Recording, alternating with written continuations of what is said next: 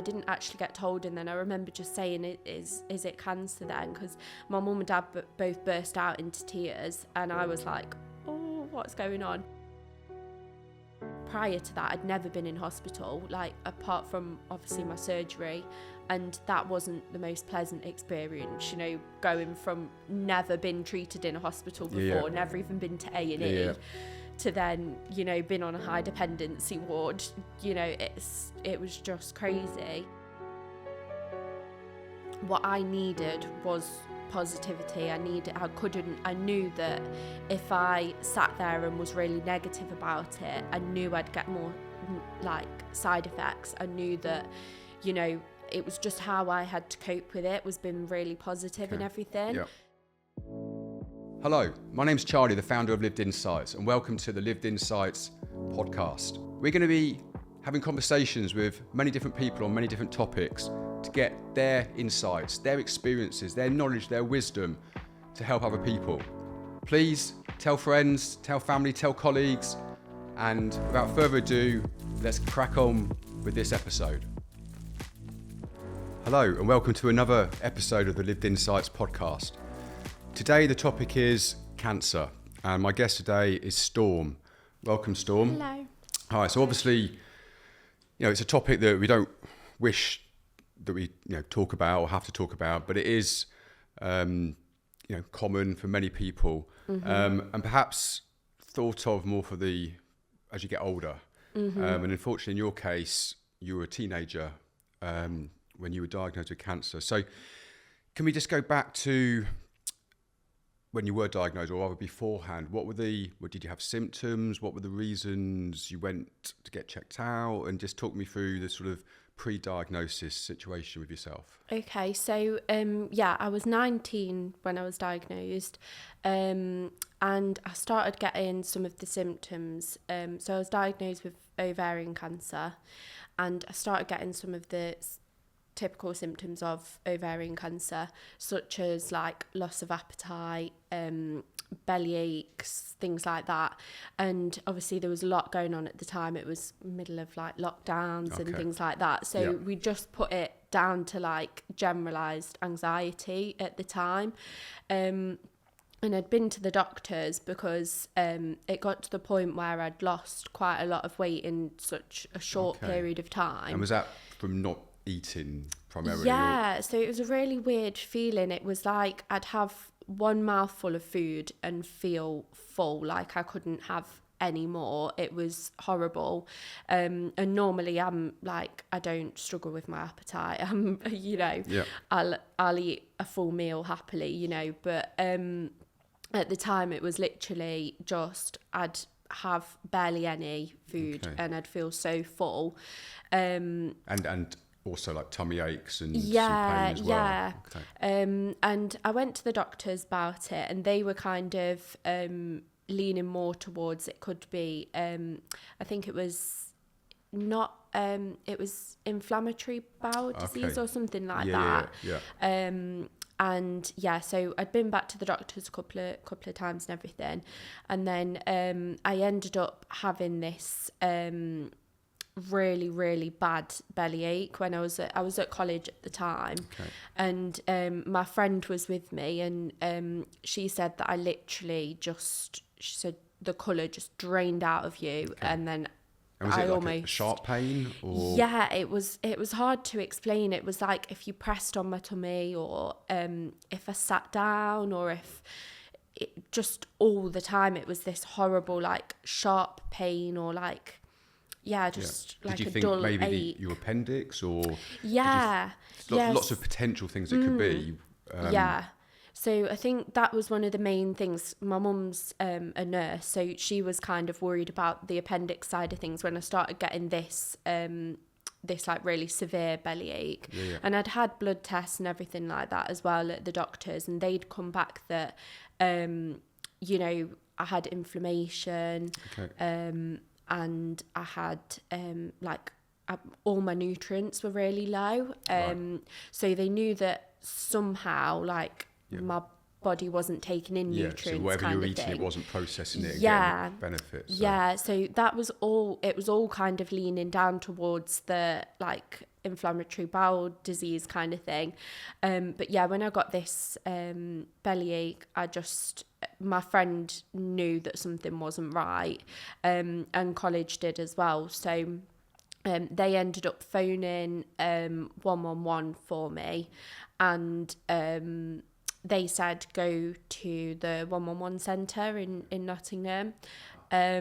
So I went there, and I had like an examination, and the lady, she was like, she basically said to me, she was like, are you sure you're not pregnant or anything? And I was like, no, definitely not. And at this point they'd done like, blood tests, urine sample, literally everything. Yeah. And she was like, I can feel a mass in your stomach. Okay. Well, that kind of area. Were you alone at the time, as in? Yeah, okay. yeah. So my friend took me straight from college. She drove me straight there, and the plan was I was going to meet my mum like there. But I got there first, went straight in, and then she's like, you need to just go straight to Queen's, to the gynecology ward thing. So I went there, and then they kind of examined me and everything as well. And because of my age, they weren't expecting it to be anything kind of thing. Yeah. And at this point, I was feeling so unwell. I mean, there was other symptoms as well, like I was feeling dizzy, lightheaded all the time. Okay. And yeah, the last couple of days before obviously having to go to the hospital, I was really bloated. And it was this really weird feeling that like, it was like my bladder was full constantly, but full to the point where it was hurting, like it was really painful. So yeah, there was obviously other symptoms going on as well. So all of that combined, I just wasn't feeling very well at the time. And it was only once you, I guess, said about a mass, did that ring alarm bells for you, or did you? Yeah, definitely. Okay. Yeah, I was it sent me into panic mode, because I was like, oh gosh, what is this? That sounds bad. Yeah, it does sound bad. And then I rang my mum to tell her, and my mum panicked as well at that point. She was. But then you were at Queen's in the specialist department. Yeah. They were examining you, and did they? Yeah. Do scans? What was the next stage? Yeah, so it was really late at night at this point. It was like, I'd say like 8 o'clock at night or something. So they didn't do any scans there and then. They said, come back in the morning and we'll do like an ultrasound on you. And they did an ultrasound. They couldn't see my ovaries or anything. So they were like, oh, what's this kind of thing? I was still not feeling great, so they admitted me in to stay. And at that point, I was starting to show signs of like infection as well. So I had this surgeon consultant kind of come and see me, and he said, look, we need to just operate, like, because I think it could be a twisting ovarian cyst. Okay. And he said, with best chances to like save your ovary, we need to operate as soon as possible.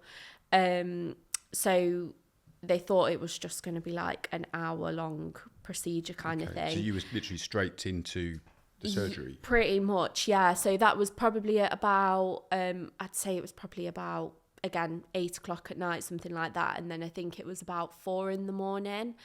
I went down for surgery, something like that. It was very early in the morning. And then I just woke up out of it, and then the consultant came over to me and he said, Storm, we've had to take, we've found a tumour. And I was like, oh, okay. And I think I was so out of it that I was just like, yeah, I know. Like, Yeah, it was still... Yeah. And then it wasn't until I came back down and like my mum was waiting for me and stuff, and I realised I'd been in the surgery for like 6 hours. Wow. And went from like an hour simple procedure, ended up being, they had to call like the oncology surgeons in, the gynecology surgeons, they had to call bowel surgeons, spinal surgeons, because when they'd operated, they'd found that I had this obviously massive tumour, and it had started to like attach itself. Luckily, not. So they hadn't been able to do, or didn't do like CT scans, MRI scans beforehand. No, It was no. ultrasound and then straight into surgery. Yeah, So yeah. they didn't know what they were looking at. Or, okay. Yeah, so I think they were going to do a scan for me. And when they told you they'd removed this tumour, in your head, did that mean that was cancer? Or was that something that hadn't been really discussed or mentioned? At what point was cancer discussed or mentioned? Yeah, so it because you could have benign tumours, you can have obviously cancerous tumours. Yeah. What from what you remember, what was that process? I think deep down, I think I secretly had a gut feeling that it was cancer. I didn't want to say it to anyone because I was so scared, and I was so like, I just wanted to be positive about it, kind of thing. But I think I'd also been told, you know, your age is on your side, like it's very, very uncommon. And, you know, it got sent off to be biopsied. So we were just waiting for the results of that, really. And I was hoping and praying that it was just benign. But in the back of my head, I constantly had a little feeling of like, oh, this could be cancerous and stuff like that. And I think as well, so when I'd had blood tests at the hospital, they'd checked my tumour markers. And you've got this thing called, I think it's AFP. And basically, I think the normal range is between 0 and 5, I think, actually. And in like pregnant women, it can go up to, I'm sure I read that it was like 150 or something.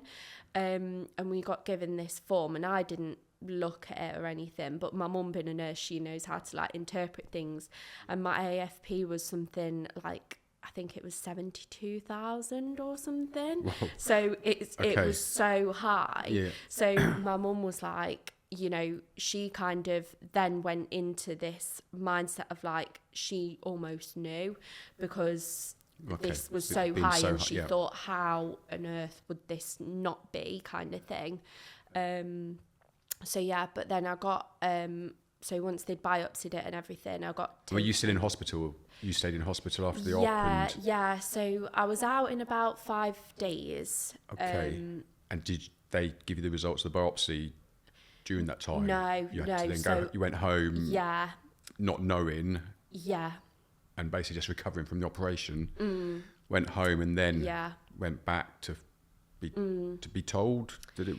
Yeah, so it was about 2 weeks after. We did have to do a bit of chasing because I don't think the results were in. And then... What was that 2 weeks like for you? It was awful. Like, it was... I tried to get on with it as much as possible, kind of thing. And you said you were at college at this time? Yeah. So presumably you couldn't go back? Yeah, so it was literally about a week or two before my final exam, and obviously it was a practical exam as well, so I ended up not being able to sit those exams, but luckily college was so supportive of me and stuff, and they gave me grades based on my like formative assessments and things like that, so that was good in that sense and everything. But yeah, it was, the 2 weeks was just, I was just trying to talk to myself and say, you know, you don't know what it's going to be and stuff like that. And but it was just so horrible. Okay. And then you went back to get the results or follow up from the operation. And what did they tell you? So originally I went in and the consultant didn't actually say to me that it was cancer. So she just told me what it was, it was a germ cell tumour, which are really like, I got told that it's really rare, and like I think they said I was like the only girl in the East Midlands to have been treated for it or something so far, or something like that, of my age anyway. And yeah, so I didn't actually get told, and then I remember just saying, is it cancer then? Because my mum and dad both burst out into tears, and I was like, oh, what's going on?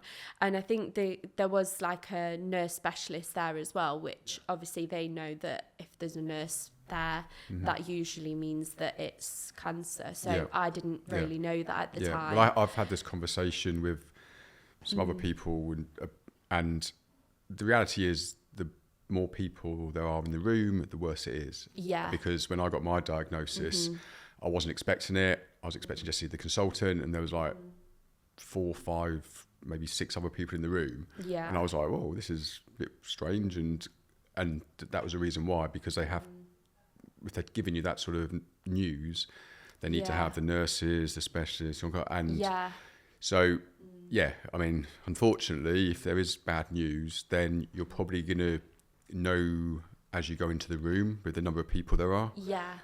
So do you think they didn't tell you directly to try to protect you just because they thought you already knew, or do you know why they perhaps didn't tell you directly? I don't know. I think maybe for them, they obviously knew already, kind of thing, and it was maybe just like a bit of a lack, like miscommunication kind of thing. That's all I can really think of, because I think the lady was quite shocked when I said, does that mean it's cancer? Right, cancer they assumed then? you must have known. Yeah, they kind of assumed, so I don't know. That's almost, because I had a similar experience in that when I went, I wasn't expecting it, and the consultant, when he said some stuff, I'm like, well, what are you talking about, kind of thing. Yeah. And then he goes, well, because you've got cancer. And I'm like, I think that, everyone's situation is different, and every communication is different in a sense. But I do think, particularly when you're being told something so traumatic, you have to be really careful, or how you communicate that. And with all the best intentions, it's just being aware of, well, have they been told before? Is this the first time? How do you tell them? Are they with somebody else? Because you were with your parents at that time. Okay. So what was your reaction when they then confirmed that it was? I think I just remember bursting into tears and just crying, because I didn't know what kind of, like, what the future held, really. Was it a case of that word cancer automatically means doom and gloom, and like just really, really serious, really bad, potentially death, etc. Yeah. And there is that perception, I think, even today, even though statistically the majority of people will survive, and overall, as soon as you hear that word, there's that almost instant death sentence. And it's all you see in like films, and on like, I don't know, EastEnders, or the storylines and everything are always negative. They're never really like positive or anything like that, and it doesn't always show. Really interesting point, because again, I've had quite a lot of conversations over the last 2 or 3 years, and I say that you have to be really, really careful, because you disproportionately hear the bad news. You hear about the people who die, the people who recurrence, all the negative stuff. You don't hear that much of the positive stuff, the people who've recovered and got on with their lives, or living for decades later, or you don't hear as much of that. And therefore, again, the perception is there's a lot more bad news. And it is disproportionate, and it's really easy to fall into that kind of trap of thinking this is going to happen, this is going to happen, this is going to happen, because that's what you hear and see in the news, whereas it's not actually the case. There is a lot more positive stories than negative ones overall. It's just you don't hear them so much. Yeah. So, but this is a positive story. So let's continue with. Yeah. So you were in this situation, 19 years of age. You'd had this news, kind of. You obviously you weren't expecting it, and a few months before. No idea this was going to happen. Yeah. Your instant reaction was, oh my God, what's going on? You're obviously emotional, crying, completely normal. Yeah. And then what was the process? Because presumably it wasn't just a case of we've done an operation, that's it. Yeah. What were the next steps? So next I had, so they kind of thought that when they removed it, they thought that they'd taken everything. But sort of as they were getting it out, I think it had kind of spread a little bit. So basically they were going to give me some chemotherapy as like a mop-up kind of thing, I think they call it. So that was due to start in September of that year. So I got my diagnosis in June.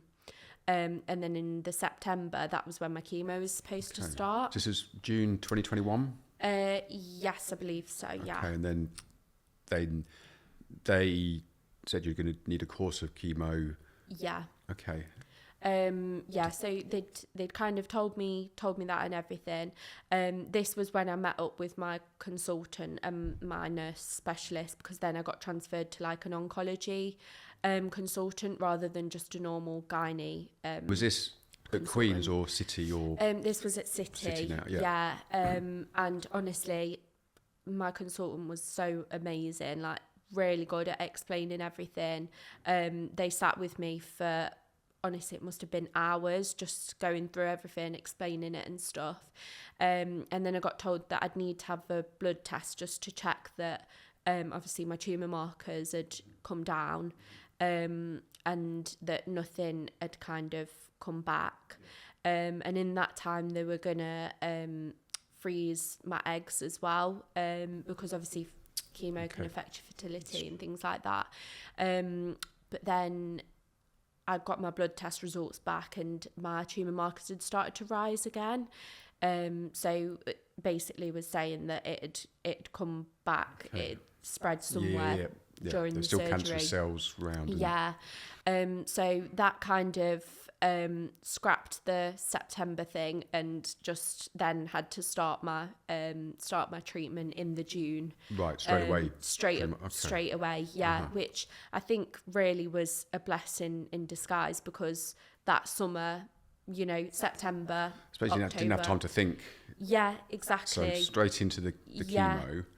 And were you told about what that would be like? Presumably you were told how often you'd have it and the rounds, but then were you told about what was likely to happen in terms of the side effects of? I hope you're finding this episode interesting, informative and beneficial. And if so, please like, comment, subscribe, follow, and keep watching and listening to future episodes. Tell your friends, tell your family, tell your colleagues. Also, if you can, go to the livedinsights.com website and fill in an online questionnaire. You'll be helping so many other people understand more about these different topics and issues. So remember, tune in to Lived Insights, the conversation and the website. Thank you. Yeah. So I got given like leaflets and everything of side effects of different drugs and everything like that. And I don't know if you were the same, but when I first had, found out that I was having chemo, I thought chemo was, this bag of a mix of drugs, one bag for everyone.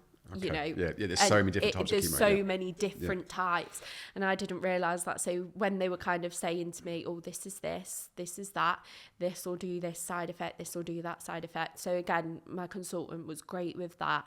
And as well, I was really lucky to be supported by the Teenage Cancer Trust as well. So they have a ward at City Hospital, which I was treated on, and So you have your own room there, and it's got like TV, pull down bed for your parent or friend to stay, whoever, your own bathroom. They've got their own like lounge area for teenagers and stuff, and young adults to go to. And they also provide so many resources as well on like what you might think, what might happen, like side effect wise and things like that, and support with your mental health and everything. So yeah, I think I definitely had that. Yeah. Do you think, I mean, you were a teenager, you were 19. Do you think if it happened a year later and you didn't have access to those facilities and that, I guess, additional support, things might have been different? Yeah, definitely. I think so. Teenage Cancer Trust do support you up until 25. So Okay. yeah. So but if it had have been later on in life, I think I would have really struggled, because I have always kind of struggled anyway with like health anxiety and things like that. So it really helped just to have that support network there, really, and just that especially as well, like the most valued thing, like the thing that I valued most about being treated there was the fact that my mum could stay with me, or my dad, or whoever it was, because obviously prior to that I'd never been in hospital, like apart from obviously my surgery, and that wasn't the most pleasant experience, you know, going from never been treated in a hospital before, never even been to A&E, to then, you know, been on a high dependency ward. You know, it was just crazy. And how long, so how many rounds of chemo did you have, and how long was each one for? Yeah, so I had 4 cycles of chemo. Okay. And I had it, so I stayed in hospital for 5 days, and those 5 days were like fluid, chemo, things like that. And then I'd go home, and then the following week on like a Tuesday, I think it was, I'd have a drug called bleomycin, and that was just like a half an hour infusion kind of thing. And then I'd be at home then for about 2 weeks, and then the start of the next. So about every 3 weeks you'd have the cycle. Yeah, about every 4 weeks, from what I remember. In terms of the side effects you encountered, what were they like, or describe those? So I lost all my hair after like the second cycle. Okay. Did it start thinning in the first and then start to come to the first and second cycle, I didn't notice any hair loss whatsoever, which I was kind of thinking, half of me was like, oh, this is great, but then the other half of me was like, is it working?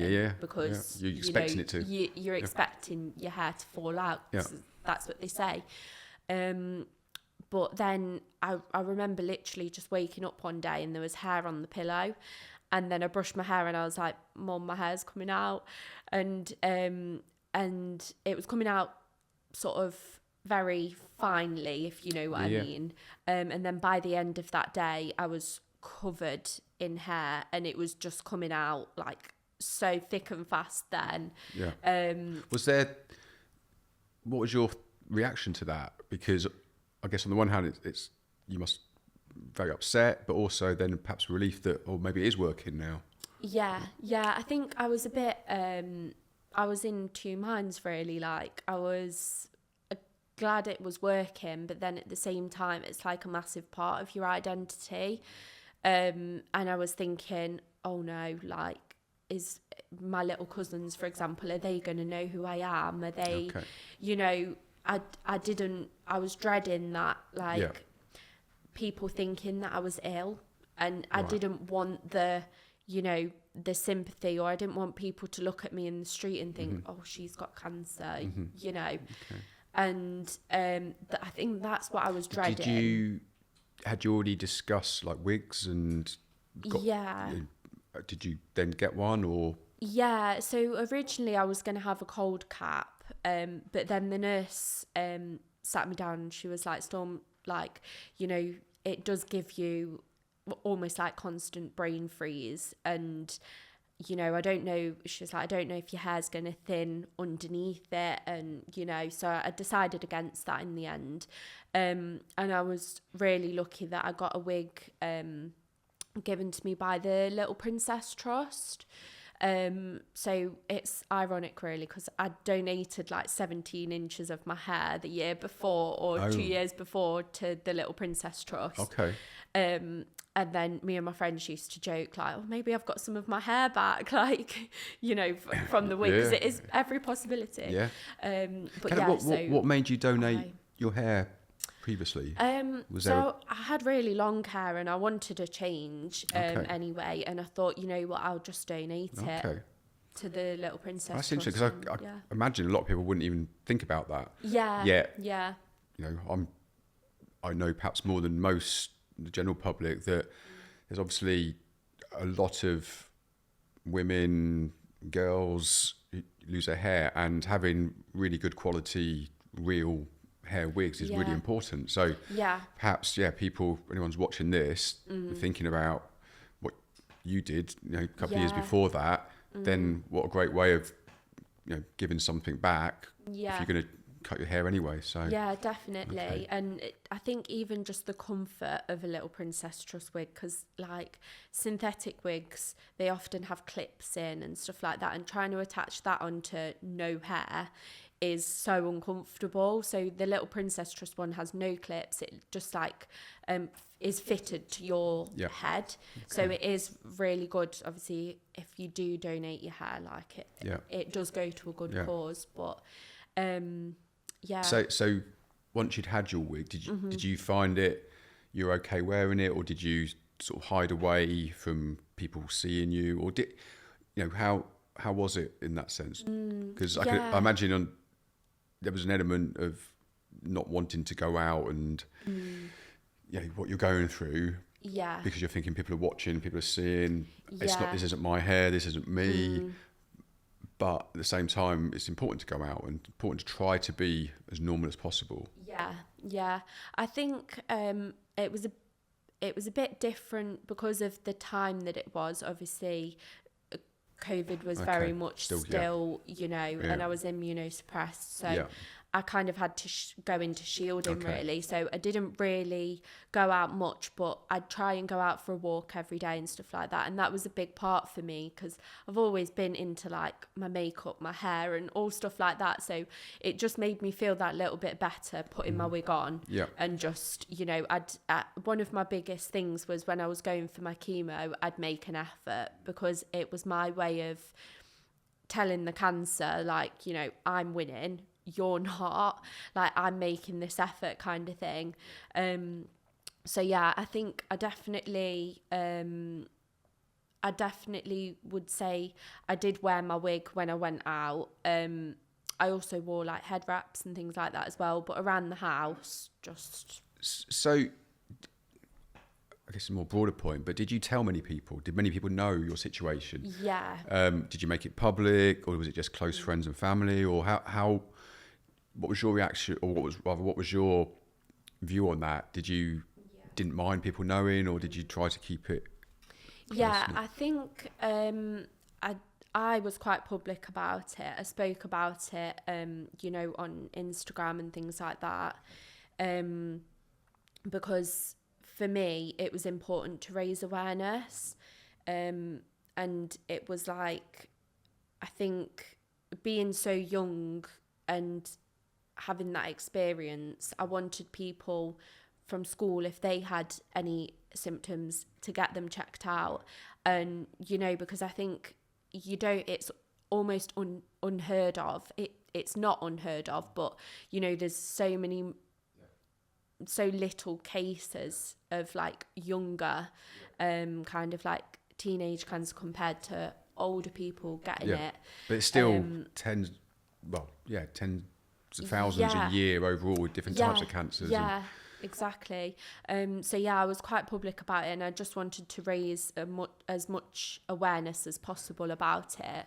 And did you, what were the, I guess it was a mixed reaction, but what was the reaction from friends and people who knew you? So I think my friends were really good. You know, I couldn't have asked for better friends. They supported me throughout it all and still support me now, you know. So I'm very lucky in that, and same with family as well.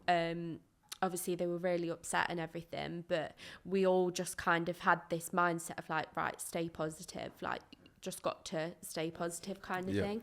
And then So you felt very supported. Yeah, definitely. And I got a lot of messages from, you know, everyone, people I went to school with, people who had not spoke to for years, just kind of showing the support and everything, which was lovely.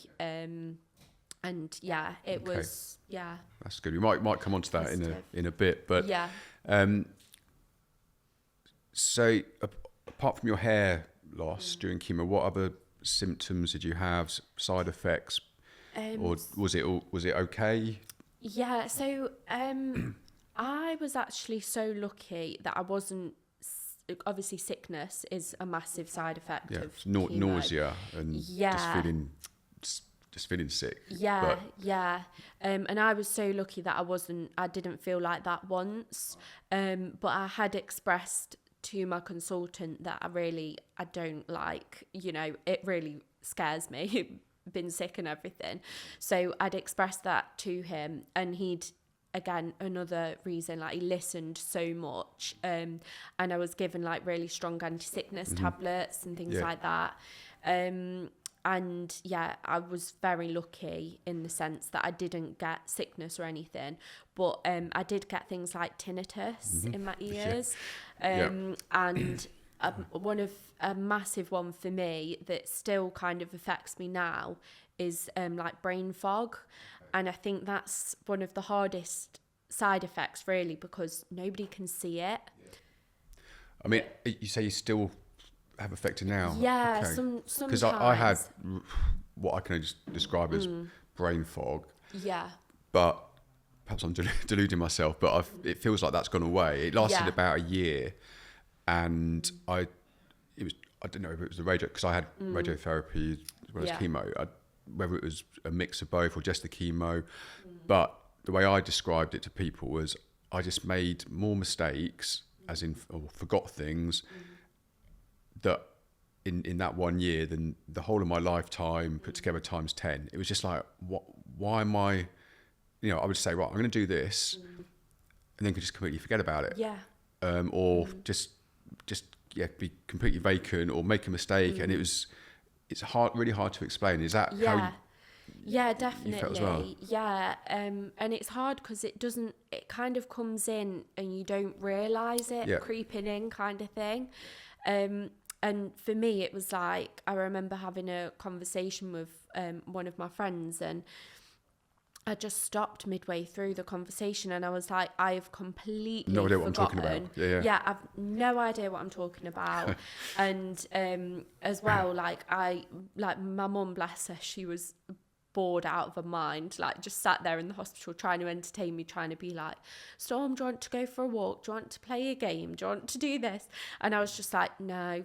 And honestly, all I did was lie there just staring at the ceiling throughout the whole of the time.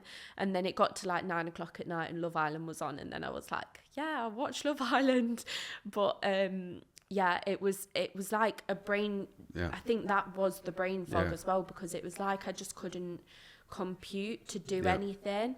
And as well, I was trying to I was home from the hospital, and I was trying to make a cup of tea, and I was walking around with the tea bag in my hand, like, what do I do with this? And my dad was like, that's tea bag, so put it in the cup. And but it's so weird because you don't like really notice it. And I think obviously it's got so much better now, but still sometimes I have noticed, like, when I'm learning things, it takes me a lot longer to learn things now. And sometimes I do just go vacant mid-conversation because I've got distracted or I've forgotten something. That's really interesting, because again, you know, I've experienced that. A lot of people do experience it, but people who don't know wouldn't even imagine, wouldn't think about it. People talk about chemo. I think the main assumption is, your hair's going to fall out. I mean, with my chemo, it didn't. I mean, it thinned a little bit, but you wouldn't have noticed. Yeah. And like you said before, there's so many different types of chemo. Then people are probably aware of like feeling sick, you know, the nausea, all of that, which is for most people happens. And it's good that, you know, the anti-sickness drugs, you know, helped. And then the steroids make you. It's really hard to describe the feeling it has on you, and you're sort of bloated and just horrible. But again, it's hard for anyone who hasn't been through it to really understand. So you then had 4 cycles. Yeah. You generally dealt with it pretty well. Yeah. Physically. Yeah. Mentally, how were you coping in that sense? So if you'd have asked me at the time, I would have said I coped great with it, and I did from the outside, but I was very much now realising very much protecting myself from feeling any other way, because what I needed was positivity. I knew that if I sat there and was really negative about it, I knew I'd get more like side effects. I knew that, you know, it was just how I had to cope with it, was being really positive and everything.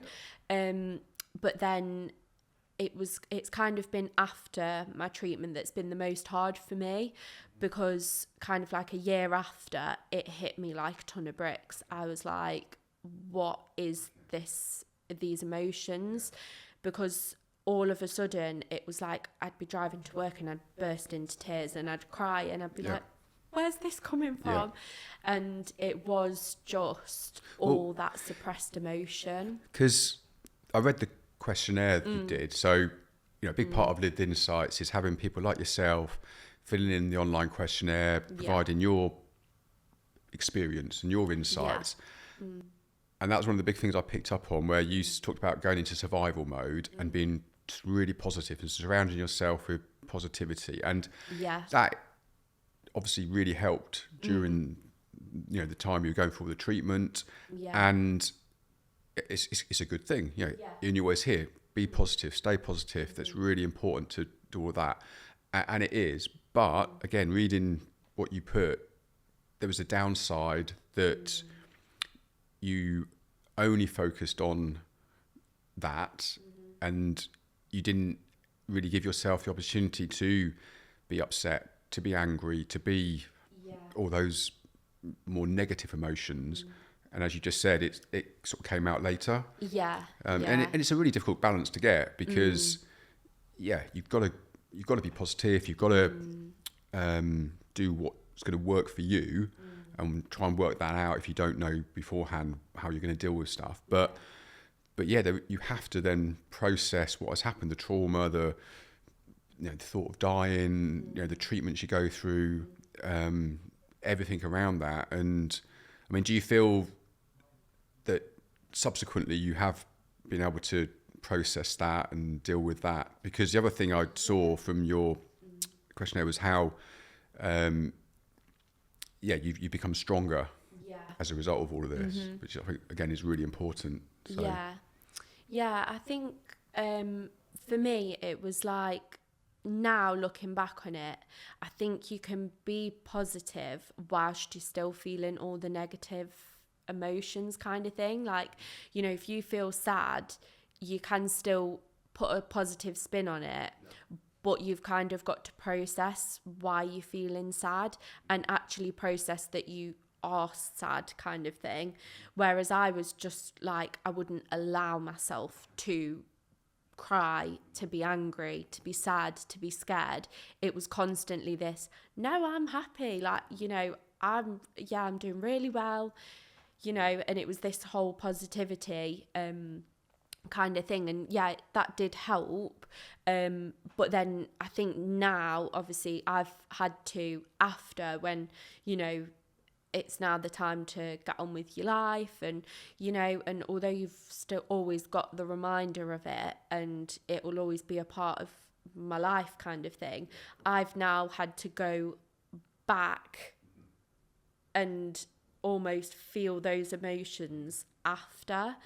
So I always say to people, like, just make sure you allow yourself to feel, like, if you're not having a good day, just allow yourself to cry, allow yourself to, feel angry and stuff like that. But I think I've definitely, I've had like counselling and things like that that's really helped, just to kind of, process everything that's gone on, really. Yeah. And And I think, everyone is different, and they'll have their own techniques to deal with things. And for me, I've talked about this, my experience where a lot of it was trying to distract myself, trying not to think about it, trying to keep yourself busy, trying to, whether it's all the treatments, whether it's all the results, waiting for, whatever it is, just try not to think about it. There's not much you can do, just focus on other things.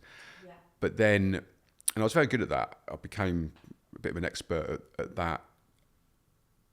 But then when I did think about it, and this is perhaps the difference in your situation, and this is mainly when I would update every couple of weeks my situation, like on a video to people, and then you're really focused on it, you're thinking about it, you're sort of saying about stuff that's happened, what you've just been through, how you felt, etc. So it's really raw emotion, and that's when the emotion would come out, and that's where I think I was able to release the valve, let that emotion out, be upset, be emotional, be angry, all those things. And it sounds like you didn't do that. No, and it got to a point where I physically couldn't cry. Like, I couldn't. Yeah, you were so tuned into that mode that. I'd watch a really sad film or a sad video, and normally I'd be crying my eyes out, and I could not cry. And that started to bug me a bit, because I was like, I want to be able to feel emotion, but I just felt a bit numb all the time. And I think sometimes I did feel like I wanted did your to. I was going to say, did your parents and family and friends, did they notice that at all? Were they saying, why aren't you crying? Why aren't you upset? Yeah, I think they did, but I think it was always like, they'd rather see you positive. Yeah. And they, I made it very clear that that's what I needed, was that positive aspect and that positive outlook. And at that time, there was nothing that I could do. Nothing was gonna make it go away other than just having the treatment. And I think that's where that survival mode thing comes in. You accept the treatment or you don't, kind of thing. But then if you don't, then there might not be a positive kind of outcome. So it's kind of, that's the only thing you can do, is go down that route of that treatment, and there's nothing else that you can do at the time. So I think okay no, that's it's really interesting hearing how different people cope with situations, but the good news is, in the sense that you've recognized it, or that emotion's come out now and you've been processing it, and that's all. And how do you feel now about the last few years? Are you, because cancer is going to, as you mentioned before, it's always going to be a part of your life. And you've been through that, but what are your views, your emotions now with regard to you and having had cancer? I think I've accepted it, but I think part of me will always grieve. Like, it's like a grief of the old, not necessarily the old me anymore. It used to be like the old me, like my hair and all stuff like that. But now I think it's grief of almost been robbed of experiences that a 19-year-old should kind of, or not should have, but most 19-year-olds get, kind of thing.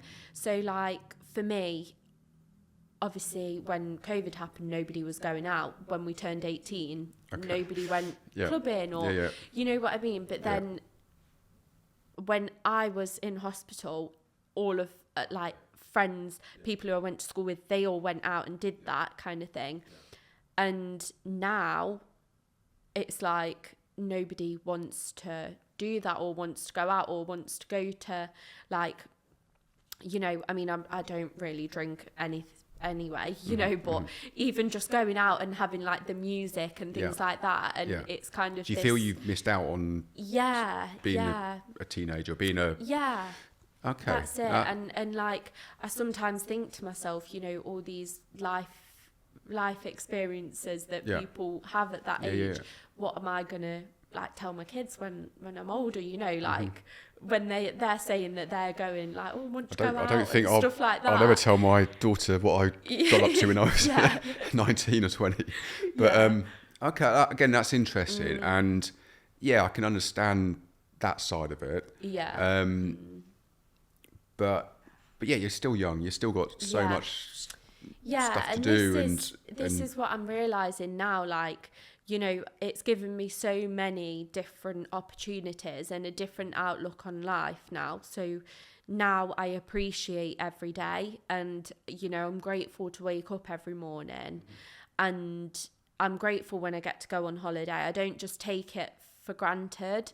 Like, every day I try and just count my blessings, really, and count the fact that I'm here and the different people that it's allowed me to meet through it, and different charities that I've been able to work with and things like that. So yeah, it's definitely created good opportunities and good lessons for life, really. So, and I think, you know, obviously no one wants to have gone through what you've gone through, but you can't change that now.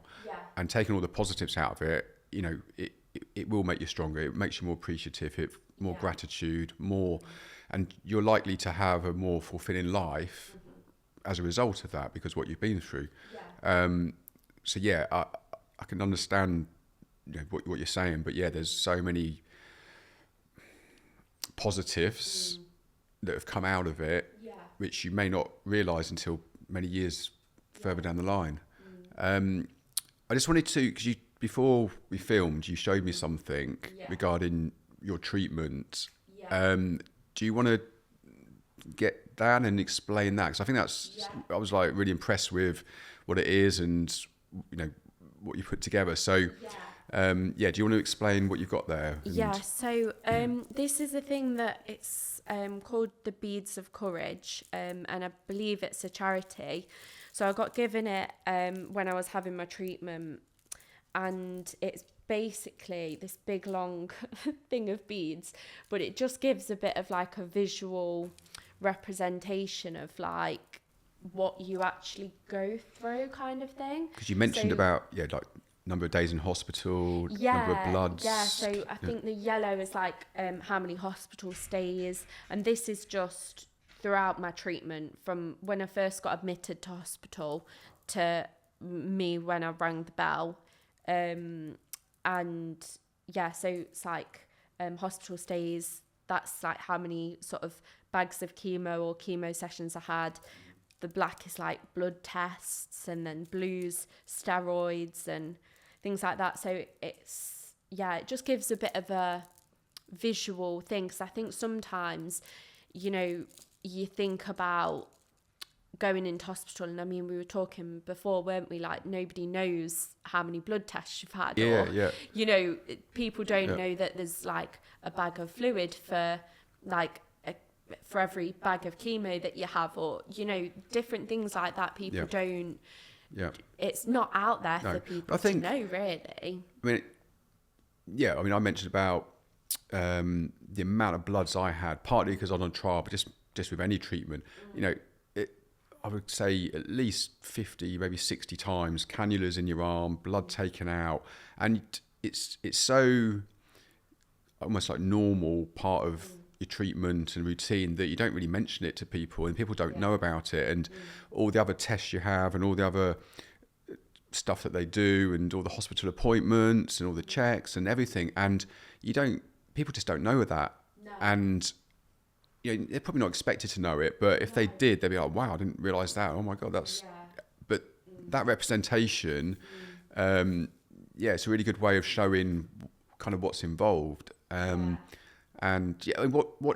what do you make of that now? As in, again, going, well, what is your situation now? Because I know that just recently you had another checkup and all was good. So what is your, 3 years on, more than 3 years on? Yeah. What's the situation with yourself? Yeah, so I'm 3 years in remission now, and I was very lucky in terms of like the cancer that I had was quite like a low stage, and they've told me that like chances of it returning is very unlikely, which is really good. So yeah, I just have to have like regular checkups and things like that. So yeah, but I think with these, so I've only really just put them on the beads. Okay. Does it make you emotional? Recently. Sort of looking at those. Yeah, it never. You know what? When I was first doing it in the hospital, it didn't make me emotional. But then when I went the other week to actually put them on, I poured them out, and I had a wave of emotions, because I thought, gosh, like all of that stuff. And I think the further along like you get from your treatment and everything, it's kind of, you never forget it, but things become a bit more blurred. Like you can't remember every blood test that you've had, you can't remember every scan and every bag of chemo, you know what I mean? So having the visual representation there, like, oh gosh, like I went through all of that, it is kind of, it's moving really. So yeah, it does feel emotional really when I do look at them and stuff. So okay, no, I've never seen anything like that, but it's a really good representation. It is a good way. I think they mainly do it for like children, I think, to give them a bit of like helps with their processing of it, I think. But yeah, it is good thing to keep as well to remind you. In terms of any ongoing side of it, you mentioned the brain fog. Is there any other elements, any other side effects that do affect you? Or would you say you're pretty much back to normal? Yeah, pretty much back to normal. I think sometimes it, again, like mentally, I think it always does have a bit of a impact on you kind of thing. And I've struggled a bit with grief. So I knew 2 people from the ward that I was on, and they unfortunately didn't make it.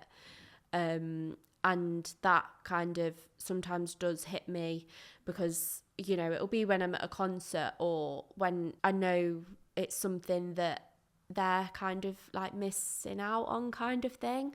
And so I think stuff like that, like I say, the grief of, life before kind of thing, and also that side of grief does kind of still affect me a little bit, and like mental side of things. Sometimes I do worry, if I've got, I don't know, like a gland up or something like that. It's going to make you more paranoid than normal because of what's happened. And I honestly think, pretty much for everybody who's had cancer, they're going to, as you say, illness, something not quite right. They hear another story, someone they know has died, or all these things. Of course, it's going to have an effect. And if it didn't, then that would be something wrong. But I think with time, and if you are able to get on with your life, then very, very gradually that kind of never disappear, but goes away. And then you look back at it perhaps in a slightly different way, and you will realise, like, what you've been through. Wow, I did that. I got through it. I made some mistakes, as in everyone does, or I could have done things slightly differently, better. But look at where you are now. And I think with Livedinsights, it's about hearing from people like yourself, just saying how it is. And people listening, family, friends, colleagues, sort of getting that knowledge which they wouldn't know about, that information. I didn't realise that, I didn't think about that. And and very importantly afterwards, because a big thing in my experience and in most people's experiences, once people have had their treatment, once they're okay in a sense, people sort of forget about the fact they've had cancer. It's like, oh, right, you're all good now. And like we just talked about, it never goes away. Yeah. Never fully. So I want to say massive thank you for sharing your journey, your experiences. And yeah, really, really interesting. I mean, for any age, I mean, we had a previous podcast, had a 15-year-old, and but you're only a few years older, still very young, and to go through what you've done, and to talk about it in such a open, honest way, really appreciate it. So really, thank you. And for anybody, people watching, Storm talked about, the hair, donating hair. That was really helpful. The Teenage Cancer Trust, the beads. Was that a charity? Yeah, I believe so. Beads of Courage, UK, I think it is. So those sorts of charities or initiatives can make a big difference. Yeah. I hope you enjoyed that episode. Really insightful, really sort of inspirational in many ways. So thanks again, and tune into the next episode and take a look back at previous episodes of the Livedinsights podcast.